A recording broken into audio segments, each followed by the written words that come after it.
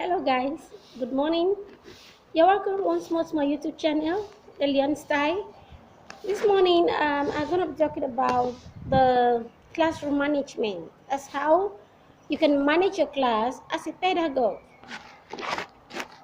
The first thing I want to talk about is the environment. Yes, the environment. That if you want to manage your class perfectly, you must have a perfect environment for learning. You must have a conducive environment for learning. That's you control your environment. The environment should be conducive. The students should learn in a very comfortable environment. That's the first that's the first way you can control, you can have a perfect control of your class. Because looking at it this way, if the class or the environment is not conducive enough for the kids, there will always be distractions from here and there. Now, secondly, I want to talk about maintaining school standard. Yeah, maintaining school standard. If you want to have a perfect management of your class, you have to maintain a school standard. Now, what do I mean by that?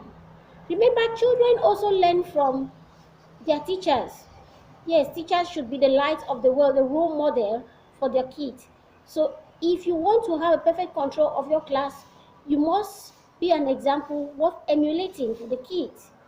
Yes, because they look up to you, they learn from everything you do, they believe that everything you tell them is the truth and is the right thing to do. Now, what do I mean by maintaining school standard? You have to live up to the school standard, to the school rules and regulations as a teacher, so that the students can emulate you. That's the only way you can control your class. Now, look at, for example, you tell a child not to steal, and you, the teacher, when you see 100 CFA or 100 baht from that child, you take you see 100 baht from a classroom or 100 CFA from, you pick it and put it in your pocket. What lesson, what are you trying to teach that child? That what you said, don't steal, is just, is, it's nothing, means nothing, that you can still take and nothing will happen. That's, you have to train a child. Not only training a child, but teaching that child precept. Teaching that child precept. That's not only telling the child about the class, the school standard, as the school rules and regulations, but making sure that you live by that school rules and regulation for that child to emulate. That's what I mean by teaching the student precept. Okay, now let's talk about generating respect from students. This point is also similar to keeping a school standard, generating respect from the student. How do you do this? You respect yourself first. Yes, you respect yourself first. Remember, they say every human being needs respect, not only elders.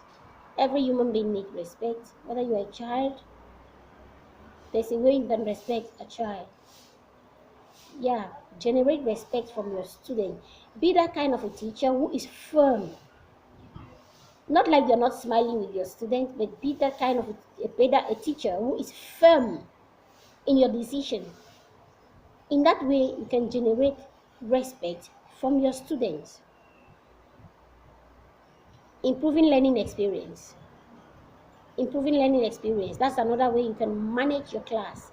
Improving learning experience. How do you do that? That's, as a teacher, they say a teacher is a continuous learner. A teacher is a continuous learner. You try to update. Not every day you come to class, you do one thing. Every day you come to class, same thing, same thing, same thing, same thing, and same thing. Those students will get used to that. Get used to that, and sometimes your class can become very boring. And once your class is boring, your students tend to, you lost that class, you lost that whole of the classroom if your class is boring. Yeah, keeping behavior in check. What do I mean by that? Keeping behavior in check. You have to check the student's behavior. Yes, you have to check a student's behavior. How do you check a student's behavior? You know, there are some students who are dominant, and there are some dominant students. Those kind of students who always want them being seen, who always want to be heard. Those lousy kind of students. There are some way you can put their behavior in check.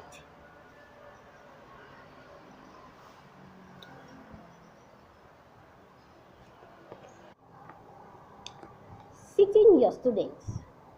Yeah, sitting your students is another very important um, way you can manage your class. You know, how and where you see your students is really very important. Don't put your student uh, in a big line for group work. It's going to cause your class to be very noisy. I think the circle approach is good, but though it has some little setback, that the person at the middle might think everybody is looking at it, but that's nothing. That's nothing. The circle approach, I think, is the best to seat your students. In that way, you can easily manage your class and make sure all the students are active participants in your lessons. I want to also talk about eye contact. Yes, eye contact is very, very, very, very important in classroom management. As if you want to have a perfect management of your class, you must have eye contact with almost all your students. Eye contact is a very modern and good way of communication. You can communicate with your students just with eye contact, just with your eyes. You can communicate with your students. That's if a child is if a child is if a child is being distracted, or a child is trying to distract another student, a student is trying to distract another student, just the way you look at that student, the student is going to adjust. You can even call up a student just with your eyes. That's eye contact. You make sure all the students are following up your lesson. All the students with your eyes, you can do that.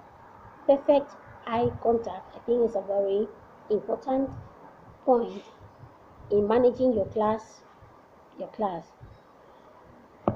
Yes, and the next thing I want to talk about now is um, controlling undesirable behavior. And how do we control undesirable behavior? And there are some students who there are some very, very, very extremely naughty students. You know, in every class you must have that kind of student. Very, very noisy. Now you have to check, you have to put this undesirable behavior in place. And how are you going to do that? How are you going to do that? Make sure that kind of a student is actively involved in the lesson. Always try to ask questions to that student to make sure that student is following, and to make sure that student doesn't distract another student.